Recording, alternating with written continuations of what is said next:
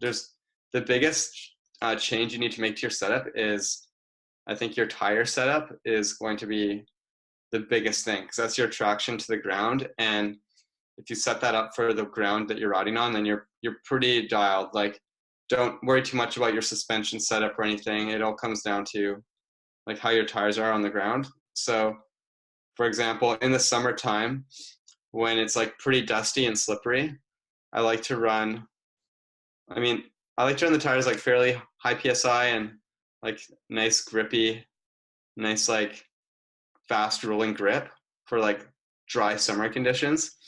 And then when it's like wet winter conditions where everything's a little slipperier, you definitely want to run like a tackier compound. So tires come in different compounds. So you want to run a softer, stickier compound tire and then run lower pressure. So lower pressure is good because you can just get a little better grip, especially when it's really slippery outside. And this is good for any types of wet dirt, like whether it's like the loamy forest dirt we have up here, or the slippier clay you'll get in warmer climates like somewhere in California or Australia. So that would be my recommendation for the two basics.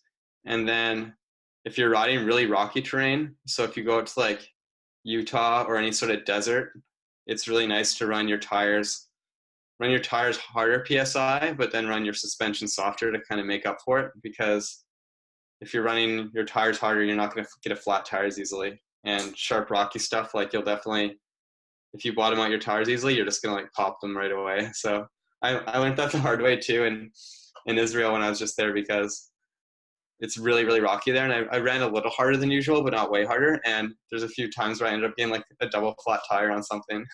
Like I come around a corner off a little jump, land on some rocks, and just like both tires popped at the same time. So you never want that to happen.